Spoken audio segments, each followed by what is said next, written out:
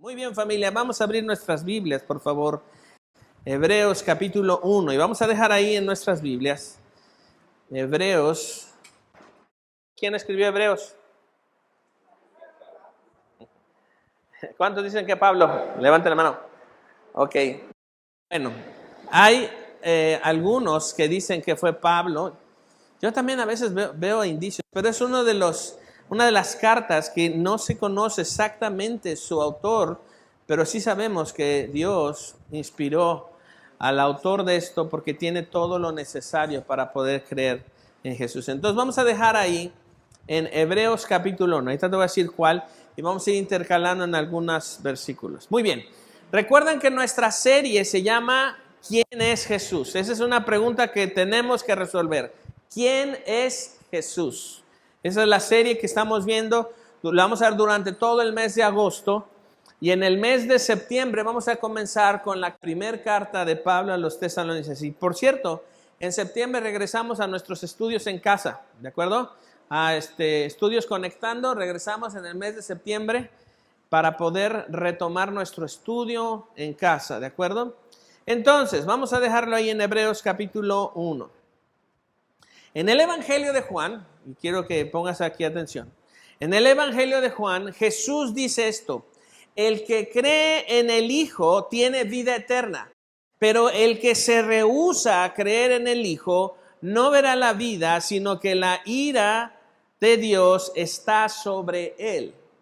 Esto es algo que Jesús, estando aquí en la tierra, dice y confiesa a todos los que le están escuchando, y que para nosotros hoy retumba y tiene sentido. El que cree en el Hijo tiene vida. Creer produce vida. Creer en Jesucristo produce vida.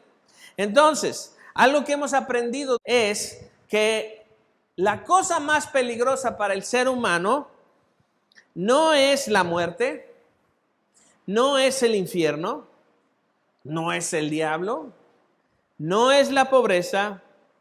La cosa más peligrosa para el ser humano es la ira de Dios, porque contra eso no hay cómo detenerlo. Y generalmente cuando pensamos en la ira de Dios, pareciera que estamos viendo la imagen de un Dios enojado así, que está con un palo así: a ver, te equivocaste, ¡toma! O sea, así todo enojado, y que Dios está así, ¡ah! Lo cierto es que eso no es la imagen de lo que Jesús nos quiere decir acerca de Dios. Pero lo que sí quiere decir Jesús es que hay una consecuencia por el hecho de no creer en Él. Y ahorita vamos a desglosar por qué eso es tan importante y entender esto para responder a la pregunta: ¿quién es Jesús? Dile que tienes al lado. Dile: ¿quién es Jesús? Entonces, hemos aprendido que la cosa más terrible y peligrosa para el ser humano es la ira de Dios. Entonces, mira esta secuencia. Entonces, creer en Jesucristo como nuestro Salvador produce vida eterna. Si Jesús está diciendo el que cree en el Hijo, es como que Jesús está apuntando a sí mismo. El que cree en el Hijo tiene vida eterna, puede tener vida eterna. Entonces, ahí está una esperanza para todo aquel que cree que Jesucristo es el Hijo de Dios, que descendió del cielo, que fue a una cruz y resucitó al tercer día. El que cree en Él puede tener vida eterna. Entonces, no creer, el problema es que no creer hace exactamente lo contrario. El resultado de negarse a creer en Jesús activa literalmente la condenación, y el resultado es que la ira de Dios está sobre esa persona. No creer es peligroso. Apunta eso en tus notas. ¿Cuántos tienen su cuaderno aquí de Iglesia Central? Levanten su mano. ¿Y todos los demás? ¿Qué pasó? Necesitan tener su cuaderno. Dice una persona que conozco: ¿qué pasó? Entonces, quiero que veas esto. No creer es peligroso. No creer es peligroso. Fuimos diseñados para creer en Dios. Entonces, creer en Jesucristo como nuestro Salvador produce vida eterna. Negarse a creer en Él solo activa la condenación y como resultado la ira de Dios. Porque lo que Jesús está diciendo es que el que se rehusarse es decir, no, no creo. No creo, no me importa, no voy a creer. Ahora, puedes decirlo, pero también puedes hacer referencia a ti mismo en las cosas que haces. Podemos tener una vida que no identifica que creemos en Jesús. Y entonces eso es rehusarnos y decir, no estoy dispuesto a creer en Jesús. Pero la falta de disposición nace de una terquedad. ¿Has convivido con una persona terca que dices, híjole, no, esto es ya? Ahora, no se vale decir, sí, mi esposa o mi esposo, no. Amplía tu panorama, pues, porque lo primero que vas a pensar es eso. Pero amplía un poco tu panorama. ¿O alguna vez te has sorprendido siendo tan terco que ves la realidad y te rehusas a decir, bueno, sí está bien? Bueno, eso aplícalo a Dios. Eso aplícalo a Jesús, decir, no creo en ti. Dios hace tantas cosas todos los días. En cada minuto hace millones y millones de cosas para decirte, hey, aquí estoy.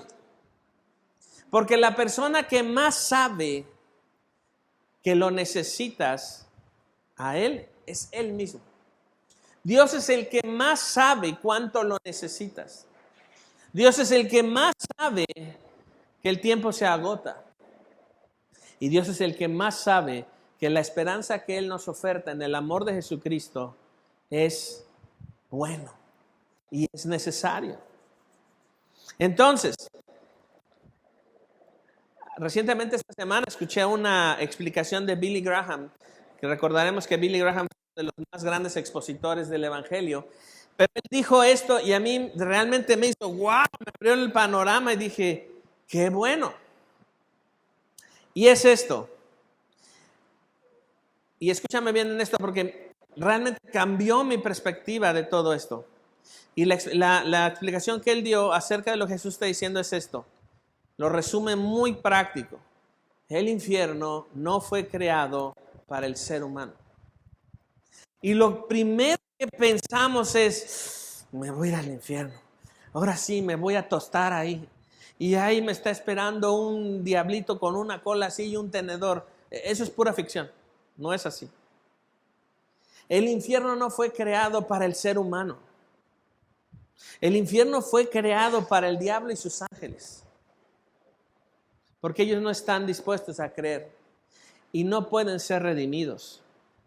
En cambio, nosotros como seres humanos, aún sin conocer a Cristo, escuchar del Evangelio, de las buenas noticias, de que Dios envió a su Hijo de descender del cielo, convertirse en un hombre, morir y resucitar para que tengamos una fe verdadera, produce vida eterna. Sí, uno de los efectos naturales de creer en Jesucristo es creer y ser libres de la muerte eterna que es el infierno. Pero ese lugar no fue creado para nosotros. Pero qué terrible es que algunos acabarán ahí. Pero si nosotros creemos en Jesús, tenemos paz y vida eterna para con Dios, no una muerte eterna. Pero el que se niega a creer, entonces activa todo eso. El infierno fue creado para que ahí acabe la muerte. El infierno fue creado para que Satanás acabe ahí. El infierno fue creado para que sus secuaces acaben ahí. El infierno fue creado para que el anticristo ahí esté arrojado y la bestia también. Lo que vemos en el Apocalipsis. Eso es cierto, no es ficción. De repente parece como Star Wars, pero no. Es algo verdadero. Pero no fue creado para ti y para mí. Consecuentemente, debido a nuestro pecado, el que no cree en Jesús acabará ahí. Pero como dice el conocido profeta mexicano, pero qué necesidad, ¿no? Si creemos en Jesús, si confiamos en Él, si depositas tu vida en Jesucristo, yo confío en ti, Jesús, y decido poner mi confianza en ti.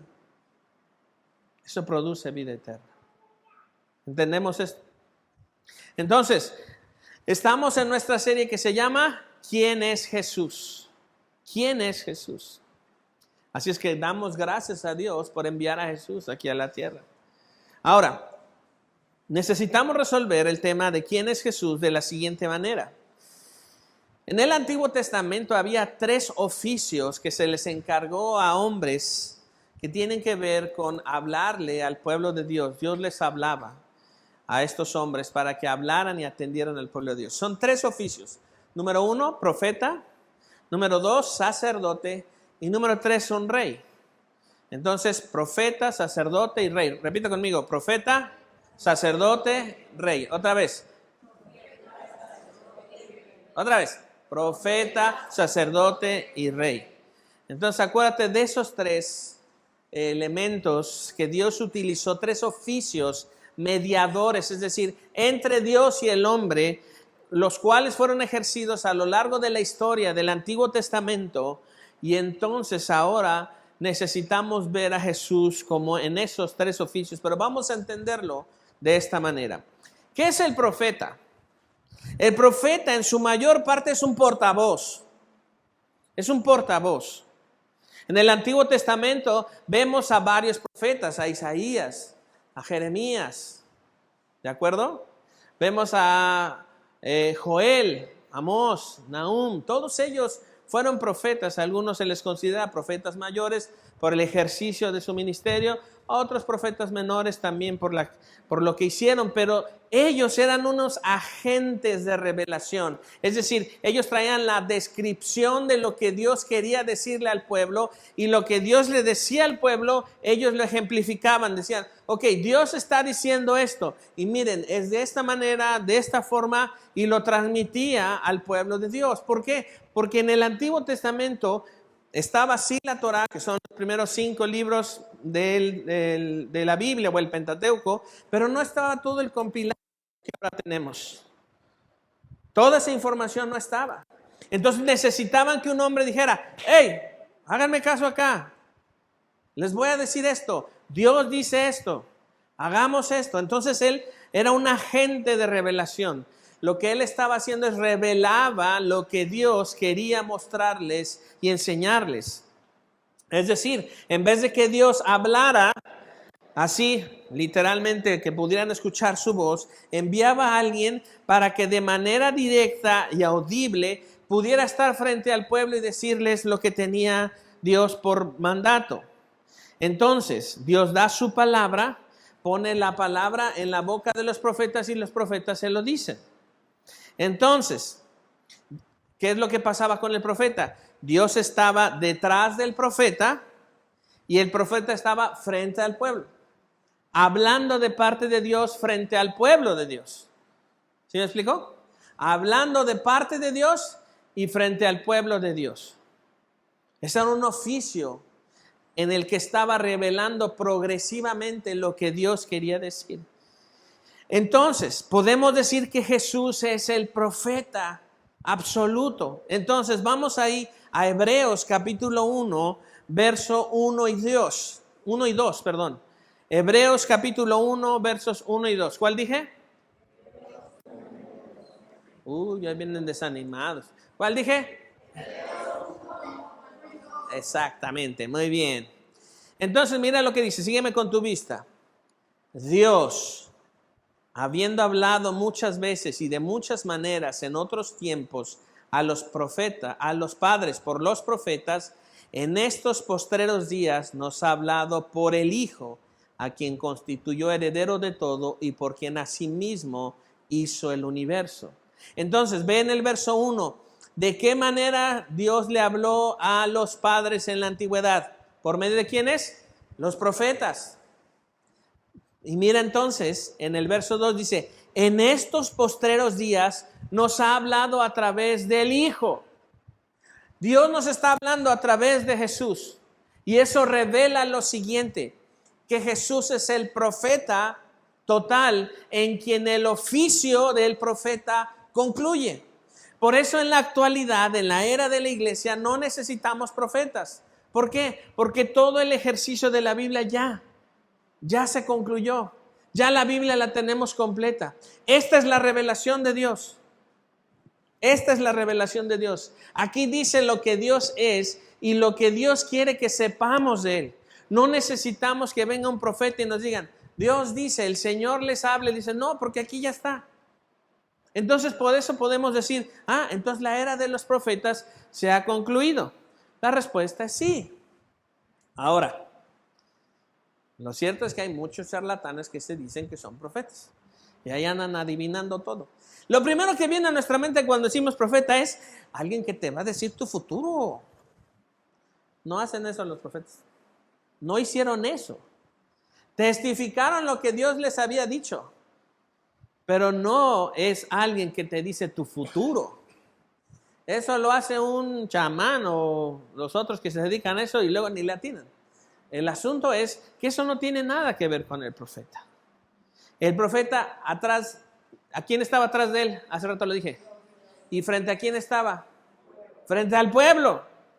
Entonces no tiene nada que ver una cosa con la otra. Pero Jesús viene de parte de Dios y ahora se presenta al pueblo para dar las buenas noticias de que en Jesucristo hay paz entre Dios y el hombre. Otra vez Jesús se pone en el carácter de profeta entre Dios y el hombre para ser el mediador de Dios. Es decir, y ya le hemos preguntado varias veces, aquí ya ¿quién se reconcilió con Dios? ¿Puede levantar su mano? No, Dios nos reconcilió consigo mismo. Acuérdense de eso. Es un principio doctrinal básico. Dios nos ha reconciliado consigo mismo. Yo no me reconcilié con Dios. Dios vino y tocó la puerta y me buscó a mí cuando yo no le buscaba y me dijo, tú tienes un problema conmigo, pero hay paz conmigo a través de mi Hijo. Si tú crees en mi Hijo, mi ira no está sobre ti, sino que mi perdón te es otorgado y no por lo que tú hagas, sino por lo que yo quiero para ti. ¿Cuántas veces has peleado con alguien y le agredes y ese agresor viene a decirte, quiero que estemos en paz? ¿Verdad que no? Es atípico, es fuera de lugar. Pero cuando Dios viene a través de su Hijo Jesús a presentarnos buenas noticias, condiciones de paz, Él nos está reconciliando con Él mismo, no nosotros con Él. ¿Ves la importancia de su amor? ¿Ves la importancia de la oportunidad? Hay una oportunidad en la oferta del amor de Dios cuando nosotros nos rendimos a Jesucristo y decimos, sí Señor, yo me rindo a ti. ¿Por qué? Porque tú eres el Hijo de Dios y yo creo en ti y me has mostrado que te necesito a ti. Y ahora, ¿por quién vino Jesús? ¿Y nosotros cómo somos? Una cosa chula, pues. Los que hemos fracasado, los que nos hemos equivocado. Como decía un amigo, cada vez que puedo me equivoco. Los que naturalmente hemos pecado. Los que hemos fracasado. Los que no hemos hecho las cosas bien. Los que si te platicáramos nuestro pasado dices, no quieres saber eso. Y Dios en su gracia va por lo que se perdió. Los que nos extraviamos. Los que no una, sino muchas oportunidades necesitas.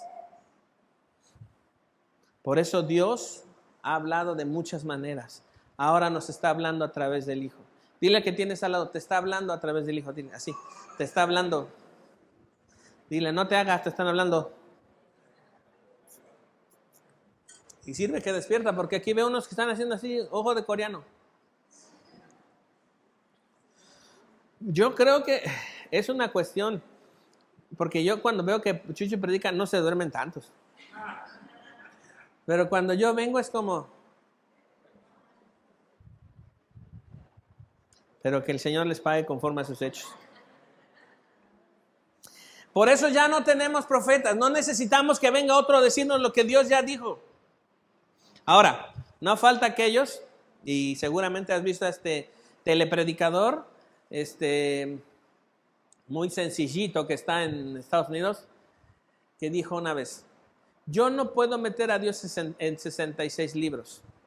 Claro, No se puede meter.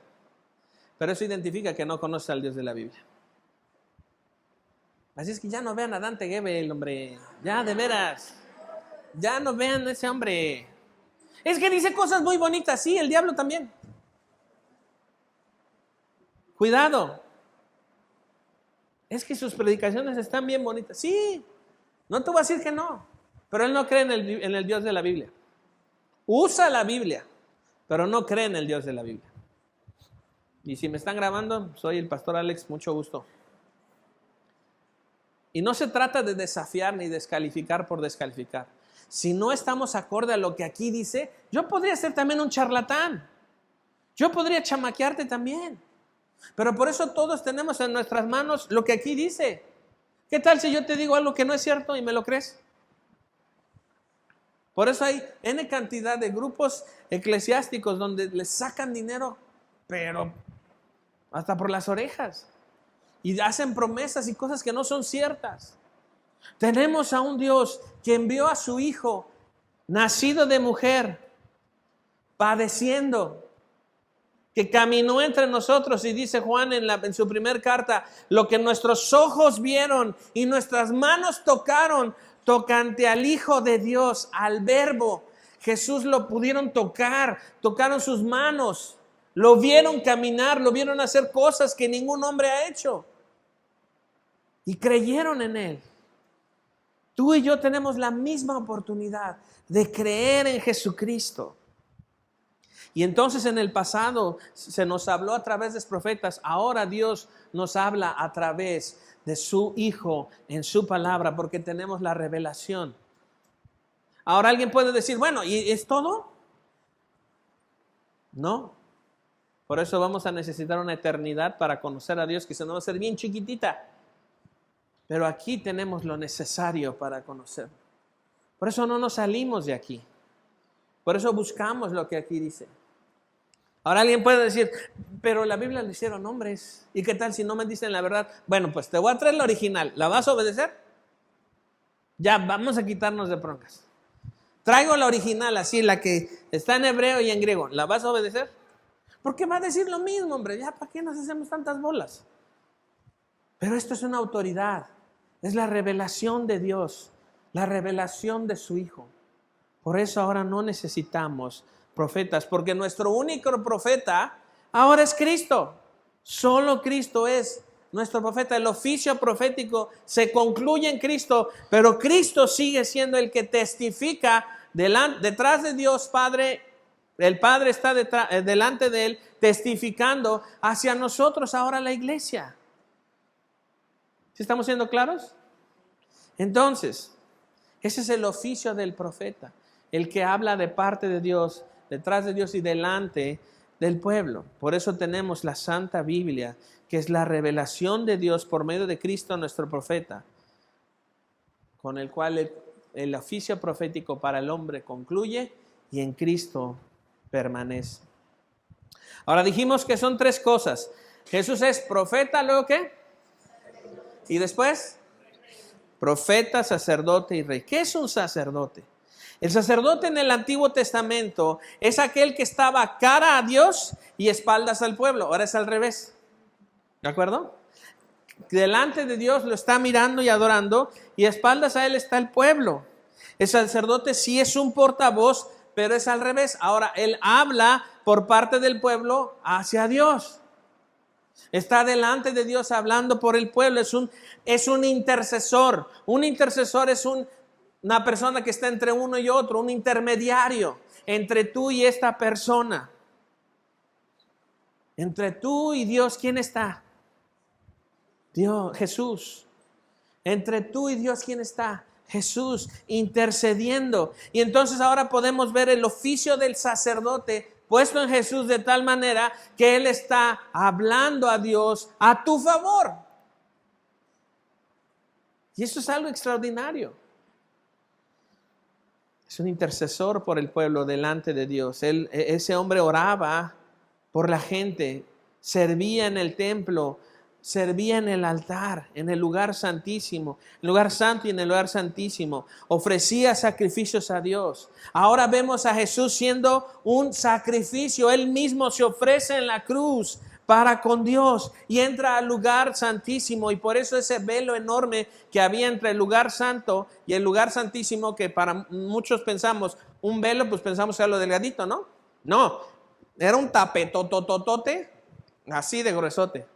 Y pesaba tremendamente, para que la gloria que estaba en el lugar santísimo no se proyectara hacia el lugar santo y no murieras. Entonces imagínate, si tú fueras sacerdote, lo que hacían, y eso fue como la manera de solucionarlo, es que si el sacerdote entraba al lugar santísimo y tenía pecado, ¡pum!, se moría.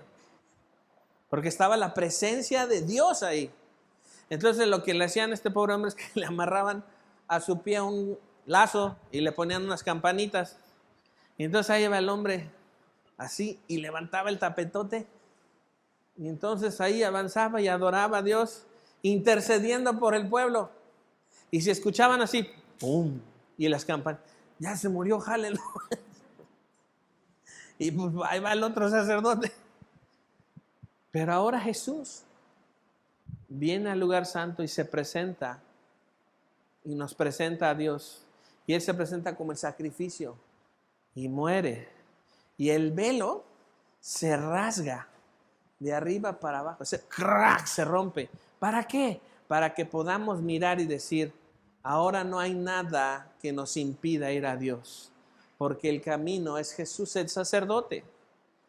Entonces, ¿por qué no tenemos sacerdotes ahora? Porque Jesús es el sacerdote absoluto. El oficio sacerdotal se concluye en Cristo.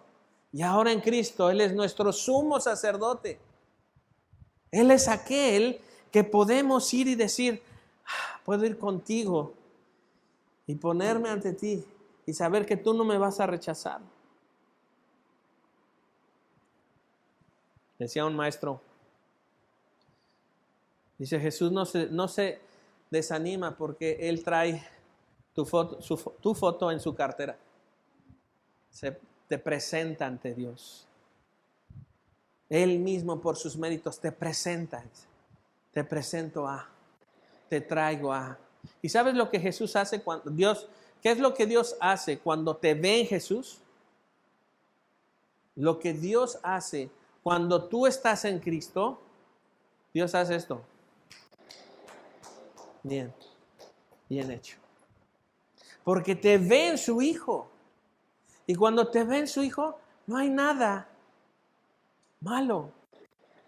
Porque es Él presentándose a Dios y diciendo, yo hablo por Él. Ese es el Dios maravilloso que tenemos. Y entonces por eso Jesús, cuando va a la cruz, detiene la ira de Dios. ¡Pah! Y quiero que veas la imagen de esto. Dios dice que la ira de su ira está sobre aquel que no cree en su Hijo. Y ya eso está fuerte. Tú no puedes detener esa ira. Así te portes muy bien, seas una muy buena persona, le ayudes a una persona de edad adulta a cruzar la calle, traigas para las despensas, seas una súper fina persona, nunca dices una mala palabra. Te portas súper bien, a todos quieres. Bueno, a tus vecinos hasta te nombraron el presidente de la colonia. No se le... Bueno, hasta bien planchadito y planchadita estás. No sirve de nada, porque el único que puede detener esa ira es Cristo. Y Él la detiene. Y entonces sus méritos, su santidad, su perdón, su misericordia te son otorgados solamente por creer. Y sabes que nos cuesta trabajo pensar que eso es posible por lo siguiente, porque lo que pensamos es, ¿y yo qué tengo que hacer? ¿Qué cosas serían necesarias para que yo pueda decir, bueno, me gané un poquito de esto y no me veo tan mal? Nada. No puedes hacer nada. No hay nada suficiente para poder impresionar a Dios y decir, con razón me faltabas tú. Ay, qué bueno. No. ¿Qué cosa tú y yo podemos hacer para detener la ira de Dios? Nada. Tenía que Dios bajar para poderse convertir en uno de nosotros, tener la experiencia humana, sufrir como nosotros, morir y resucitar, para que tengas una esperanza y poder decir, esto es cierto, esto es verdadero, esto no es un juego, es la vida o la muerte. Por eso en el Antiguo Testamento Dios dice, te presento la vida y la muerte, ¿qué vas a decidir? Y a veces pienso como que Dios hace así y se vuelve y dice, agarra la vida, ándale, ese es mi hijo. ¿Y tú qué? Agárrala, ya no tiene portero, la portería mete el gol. ¿Cómo? Si nosotros no vemos a Jesús como nuestro intercesor, no hay nada que detenga la ira de Dios.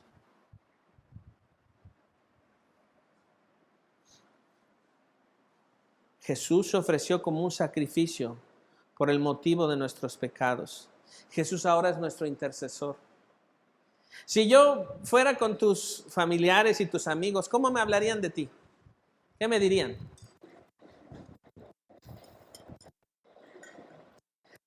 Si yo le preguntara, oye, ¿cómo se porta? ¿Es chipilón? ¿Es chipilona? ¿Cumple lo que dice? Podrían decirme, no hombre, es una chulada, bueno, una bendición, una cosa bella. ¿Qué me diría la gente de ti? ¿Quién es el intercesor entre esa persona y yo para decirme, yo hablo por esta persona? Quiero que lo veas en esa imagen. Jesús habla por nosotros delante de Dios. Y la doxología de Judas al final dice, y aquel que es poderoso para presentarnos sin mancha delante de Dios y presentarnos con gran alegría delante del Padre. O sea, imagínate, cuando vamos a llegar al cielo, no va a ser así como que Jesús dice, ay, qué bueno, ustedes son los de la 3 de mayo, pásenle. ¿Cómo costaron? De plano, no entendían. No, mira, ¿y son los que se dormían? Son los que se dormían, sí. Pásenle, no, ahorita arreglamos cuentas. No, él va a llegar, Padre, mira, aquí está, y yo lo traje. Y mira, ¿te acuerdas de este? Y el Padre dice, sí, claro, pásale, bienvenido. Porque la ira de Dios no va a caer sobre nosotros. Solo si crees en Jesús. Solo si crees en Jesús. Pon esto en tu mente, solo si crees en Jesús. Entonces, creer no es algo así como, sí creo. Pues sí, claro. Si vamos ahorita al Zócalo de Cuernavaca y gritamos, ¿cuántos creen en Jesús? Van a decir, yo, varios van a decirlo. Pero eso no identifica que verdaderamente están diciendo, pongo mi confianza en Él. Entonces, ¿qué es creer? Creer es que pones tu confianza en Él. Pones tus manos así como en el Antiguo Testamento se ponían las manos sobre el Cordero y el Cordero estaba vivo y te volteaba a ver, pero si me has creado toda la vida, pues sí, mi cuate, pero vas a tener que morirte porque yo pequé y voy a confesarlos. Y entonces tú ibas diciendo tus pecados y fui un mentiroso y le dije de cosas en el coche y entonces le cerré la puerta bien fea a mi esposa y entonces el sacerdote sacaba una daga y le ponía la cabeza así y le iba cortando. Y mientras confesaba la oración y tú tus pecados y la sangre brincaba y el corderito hacía, se iba muriendo y tú confesabas tus pecados. Y eso era la expiación. Y entonces el sacerdote te declaraba limpio. Ahora no necesitamos eso. Ahora podemos poner nuestras manos sobre Jesús, que es el Cordero de Dios, que quita el pecado de Él, y poder decir, Señor Jesús, yo te confieso mis pecados, creo en ti. Pero la verdad es que soy bien chafa. Perdóname. Volví a cometer lo mismo. Límpiame. Y Él lo hace. Ese es nuestro sacerdote. Y el sacrificio sacerdotal sucedía esto. El sacrificio de Cristo, ahora, dice R.C. Sproul, es que el sacrificio es el mismo. El sacerdote se sacrifica por nosotros. Es decir, Él no muere, Cristo no muere para ser reemplazado por otro, porque cuando el sacerdote moría tenía que venir otro. Ahora Cristo muere pero resucita y no tiene que venir otro. No tiene que venir otro sucesor para hablar por ti delante de Dios, sino que ahora Cristo resucitado que está en los cielos habla por nosotros, porque Jesús está al lado del Padre hablando a tu favor. Entonces otra vez piensa, ¿quién habla por ti? Jesús habla por mí. Ve y pregúntale a Jesús por mí, porque el Padre sabe quién soy, porque Cristo habla por mí delante de él. ¡Ay, qué bueno! Es una buena noticia. Por eso el Salmo 110:4 dice de Jesús: tú eres sacerdote para siempre según el orden de Melquisedec. Y todos sabemos que Melquisedec era un sacerdote que no saben de dónde apareció y no saben cómo acabó. Esa es una referencia de Cristo. En el Antiguo Testamento se ve a ese sacerdote que es una cristofanía. ¿Qué es eso? El anuncio de lo que había de venir en la figura de otra persona. Mira, así como eso, así va a venir. Así va a ser. El sacerdote para siempre. El que no necesita ser reemplazado. El que habla por nosotros. El que se sacrificó. El que se va a sacrificar. Y ahora podemos decir, el que se sacrificó, lo que se habló de ayer, de él en ese tiempo, ahora en la iglesia lo vemos. ¿Estamos siendo claros? Él es el intercesor, el que satisface la justicia de Dios. La ira de Dios la absorbe y satisface la justicia de Dios. Entonces ahora tenemos un sacerdote todos los días en el cielo que habla a nuestro favor. Vamos a Hebreos ahí mismo, Hebreos capítulo 4, versos 14 al 16. Hebreos 4, 14 al 16. ¿Cuál dije? Eso, Maleniux. Hebreos 4, 14 al 16. Mira lo que dice de Jesús, el sumo sacerdote. Por tanto, teniendo un gran sumo sacerdote que traspasó los cielos, Jesús, el Hijo de Dios, retengamos nuestra profesión. ¿Qué es eso de retengamos nuestra profesión? Permanece en lo que crees. Retén lo que crees. Retengamos nuestra profesión.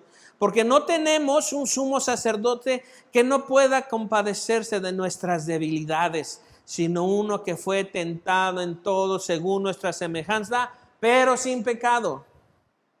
Entonces, mira la consecuencia. Acerquémonos pues confiadamente al trono de la gracia para alcanzar misericordia y hallar gracia para el oportuno socorro. Entonces, quiero que pongas tu atención en el verso 15. No tenemos, mira la negativa de la Biblia, no tienes un sumo sacerdote que no pueda compadecerse de ti. ¿Qué es lo que Jesús siente por ti y por mí? Según esto, compasión. Compasión es empatía. Es una empatía amorosa que te ve y dice, te entiendo. ¿Por qué? Porque yo también, así como tú, fui tentado, pero yo no pequé. Y no te lo reprocho. Quiero ayudarte con esto. Quiero que tú confíes en mí, porque yo sé lo que se siente esa tentación. Ahora, pon en tu mente la tentación que tienes. Nada más no la digas, porque híjole. Pon la tentación. ¿Ya lo tienes en tu mente? Lo que tú sabes que haces, que es pecado. ¿Ya lo tienes ahí? Ok. Jesús venció eso. Y Él siente compasión. Cuando tienes la tentación de ser chismoso, ser chismosa. Pero ahorita te voy. Y dices, pero qué sabroso que sabes, Señor. Pero tú fuiste tentado también en el chisme, pero sin pecado. Pero Señor, ¿cómo quisiera decirle sus cosas a esa persona que me dijo? Pero nomás que lo vea, le voy a decir esto, y todo. Y porque tengo la razón. Y puede ser que hasta tengas la razón. Y esa tentación de quererle decir en su cara lo que se merece, Jesús venció esa tentación. ¿Y qué es lo que Él siente hacia nosotros? Empatía. Si Dios, siendo el Padre de Jesús, envió a Jesús a esta tierra, es condenatorio no creer en Él. O sea, es como cuando los que somos papás, que le ayudas y le ayudas a tu hijo y tú dices, ya agarraste la onda. ¿Y qué hace? Lo contrario. ¡Ay, toma! Pero sientes empatía por él. Porque un día, así como tú, hijo, así fuiste tú. Y luego los hijos tienen la habilidad de copiar lo que uno hace y dice, ay, Señor. ¿Cuántos dicen amén? Híjole, una cosa chula. Entonces, vemos que el oficio del sacerdote se concluye con Jesús. ¿Quién es ahora nuestro sacerdote? Jesús. ¿Y dónde está Él? En el cielo, al lado de Dios. ¿Hablando a favor de quién? Entonces eso puede ser así. ¡Ay, qué bueno! ¡Qué bueno! Y vamos con el último. Dijimos que Jesús es profeta, rey. ¿Por qué rey? Ahora, cuando vemos en la historia del Antiguo Testamento, por eso me encanta el Antiguo Testamento, mi hijo Fernando y yo creemos que el primero y segundo libro de Crónicas y el primer y segundo libro de Reyes es como ver El Señor de los Anillos y el Hobbit. Porque, o sea, si lo lees dices, aquí está, de aquí sacó todo Tolkien, de verdad. Entonces, toda la historia de esos libros en el Antiguo Testamento es la historia de reyes corruptos que amaron el poder, que fueron infieles a Dios, que fueron infieles a su esposa, a su familia, a su pueblo, amaron más el poder terrenal que a Dios. La mayoría, no todas. Hay algunas que dicen, hizo delante de Dios lo bueno y se portó bien y obedeció a Dios y le fue súper bien y Dios lo bendijo. Y dices, bueno. Pero yo me acuerdo mucho de haber leído la historia de Salomón y entonces, no, pues Salomón, el hombre que pidió sabiduría, el hombre más rico del mundo, creo que era hasta bien guapísimo y tenía, todo le iba bien, todo le iba bien. Y al final de su vida, ahí va y la riega, ¿no? Y todo le va mal. Yo me acuerdo que la primera vez que lo leí, cerré mi Biblia y dije, triste Salomón, toda la historia para que fueras a equivocarte al final. Y el hombre acaba adorando dioses ajenos y lleno de mujeres. Y se le fue el avión, decía un maestro, se le fue la cabra al monte. Pero feo, acabó mal. Y la historia de esos libros es que la mayoría de ellos acabaron mal.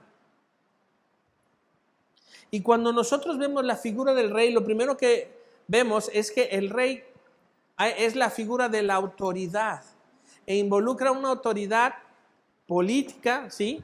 Pero una autoridad terrenal, ejercicio de gobierno.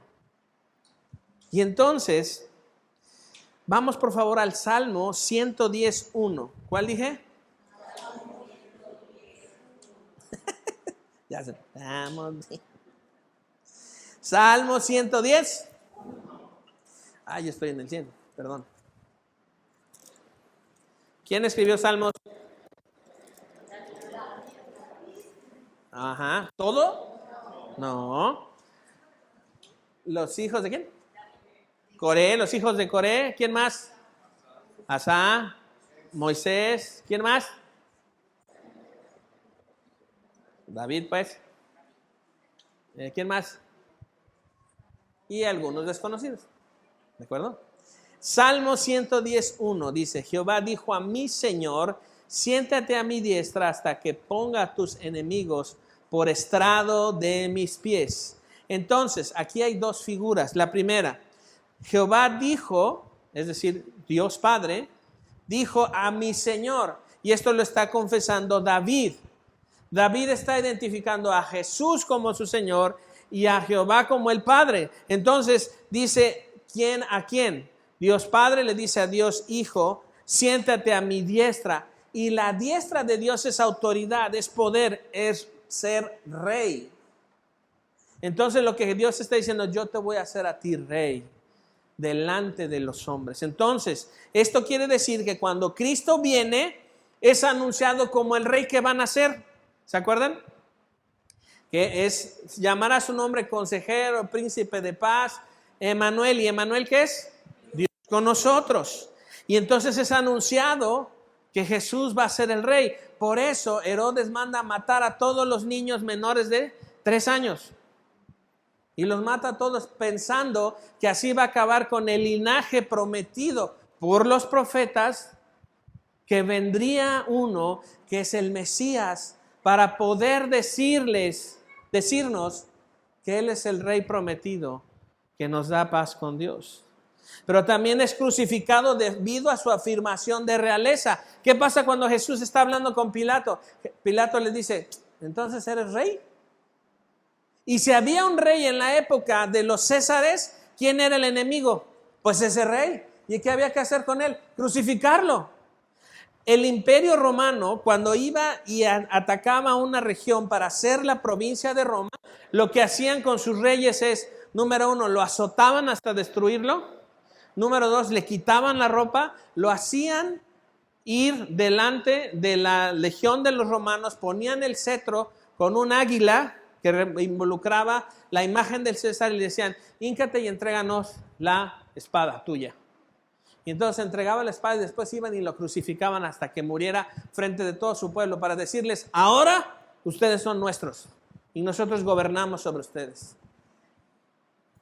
Y Jesús va voluntariamente a la cruz para testificarse como el rey.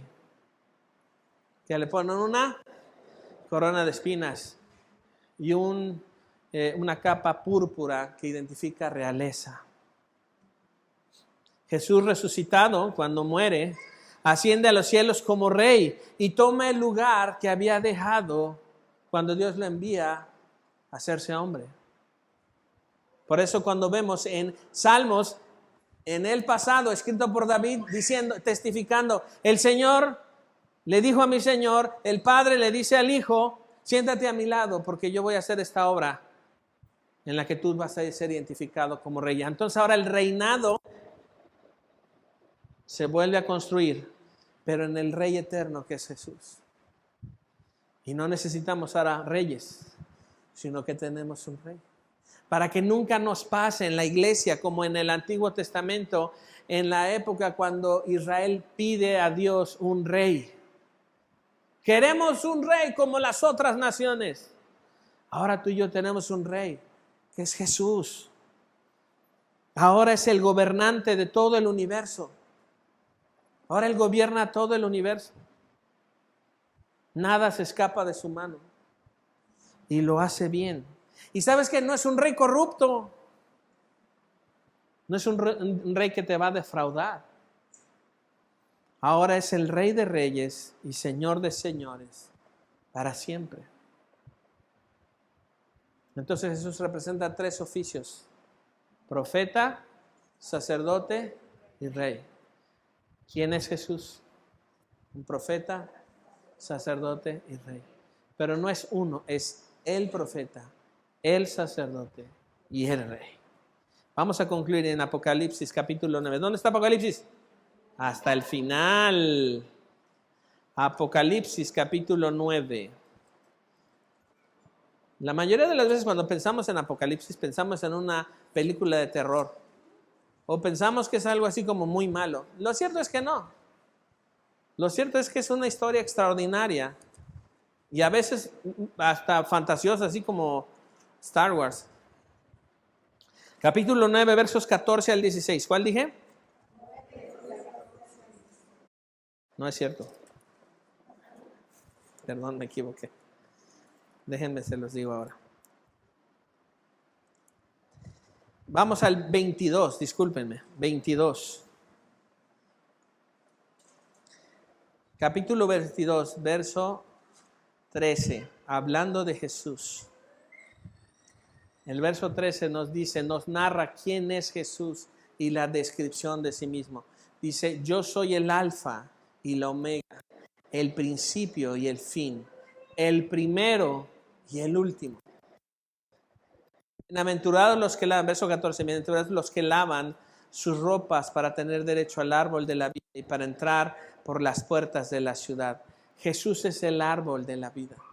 En el Edén había 2 árboles, el árbol del bien y el mal y el árbol de la vida. Esa es otra cristofanía, un ejemplo figurativo de quien vendría, que es Cristo. Y entonces ahora el árbol de la vida es Jesús. Esa es la revelación. Y Jesús dice, yo soy el primero, soy el último, el alfa y omega, el principio y el fin, el primero y el último. Y yo soy la esperanza. Y eso es algo extraordinario. Porque mira ahora del verso 13, brinca hasta el verso 6, ahí en el capítulo 22 de Apocalipsis. Dice, y me dijo, estas son las palabras de Juan, me dijo, estas palabras son fieles y verdaderas. Y el Señor y el Dios de los espíritus de los profetas ha enviado a su ángel para mostrar a sus siervos las cosas que deben suceder pronto. He aquí, vengo pronto, bienaventurado el que guarda las palabras de la profecía de este libro. Es decir, ahora todo lo que tiene que ver con lo testificado, la revelación de Dios, la revelación de Jesucristo como profeta, sacerdote y rey, aquí está. Y entonces tener una Biblia es una bendición porque podemos leer y decir, aquí está la verdad y puedo confiar. Y Jesús se compadece de mí.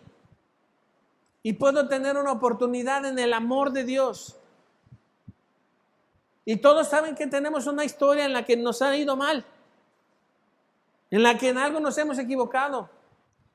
Que hemos perdido cosas y a personas.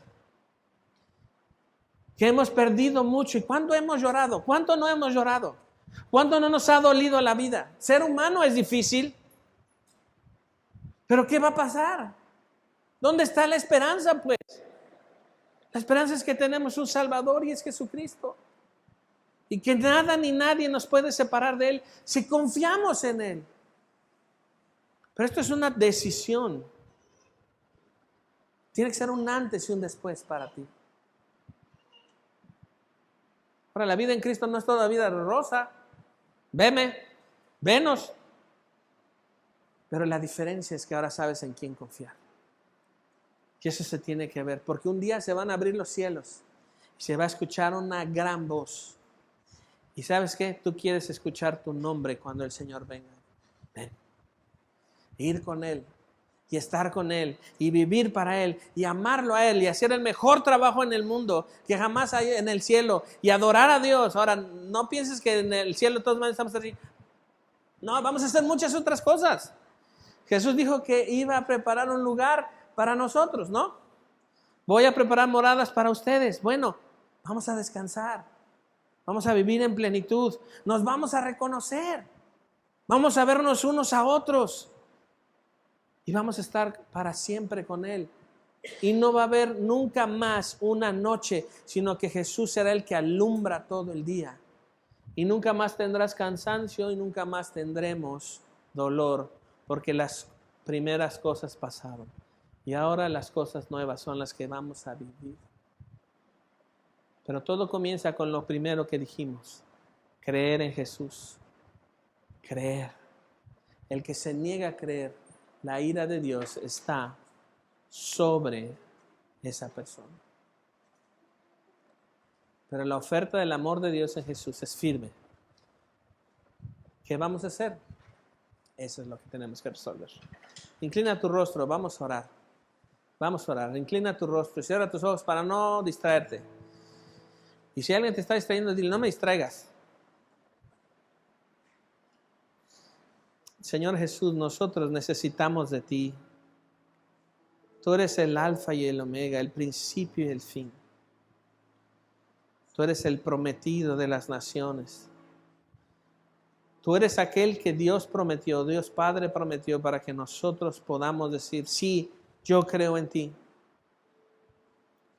Y hay N cantidad de cosas que suceden en nuestra vida que podrían distraernos de ti. Algunas en las que podríamos hasta culparte y decir, tú eres el culpable. Pero renunciando a aquello que no es la verdad, queremos confiar en lo que tú dices de ti mismo en tu palabra. Tu santa palabra, Señor, es la revelación de Jesús. Tu santa palabra nos dice quién eres tú. Y tu santa palabra es todo lo que necesitamos aquí en la tierra para saber quién eres tú. Pero necesitamos, Señor, rendirnos a ti. Nos rendimos a ti, Señor Jesús. Y agradecemos primeramente que tenemos una Biblia para poder leerla y poder saber quién eres tú. Y reconocemos que hay personas en este mundo, inclusive en nuestro México, que no tienen acceso a una Biblia y no pueden ver quién eres tú. Pero nosotros sí la tenemos y nosotros queremos orar y pedirte por nosotros mismos. Ayúdanos a confiar más en ti. Hay veces que es difícil, Señor. A veces que tenemos miedo y hasta podemos decir que te tendríamos miedo. Pero viendo hoy con cuánto amor nos has amado, con cuánta misericordia nos has tratado y que nos sigues persiguiendo con lazos de amor y haces todo lo necesario para literalmente empujarnos a creer en tu Hijo Jesús, la respuesta es que nos rendimos a tu amor. Tú puedes vencer toda necedad y gracias por vencer nuestra necedad en lo particular. Así que, Señor, ten misericordia de nosotros. Acuérdate de tus múltiples promesas de amor. Acuérdate con cuánto amor nos has amado. Y acuérdate, Señor, que es tu deseo que todos procedamos al arrepentimiento. Así es que, Señor, nosotros redireccionamos nuestra vida a ti. Nosotros, Señor, sometemos nuestra vida a ti. Y, Señor, confiamos en ti, Jesús. Ahora ponemos nuestras manos sobre ti, sobre tu cuerpo. Y así como se hizo en un momento en el Antiguo Testamento en el Cordero, ahora tú eres el Cordero de Dios que quita el pecado del mundo y nosotros creemos en ti. Creemos en ti. Perdona nuestros pecados. Perdona nuestras deudas. Perdona nuestra incapacidad. Pero abrazamos tu gracia y tu favor. Y la misericordia con la que nos tratas. Y la alegría que podemos tener de conocerte a ti y saber que tú eres nuestro Salvador. Tú, Jesús, eres el profeta, el sacerdote y el Rey. No necesitamos otro, sino te necesitamos a ti. Señor, y aquellos que estamos acá, que necesitamos poner nuestra vida sobre ti y que de una u otra manera nos hemos alejado de ti, Señor, nos acercamos otra vez a ti. Respondemos a tu llamado.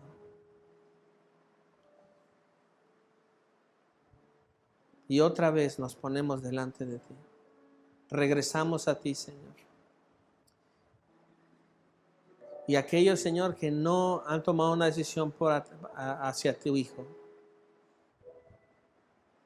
es momento de tomar esa decisión. Señor Jesús, nos rendimos a ti.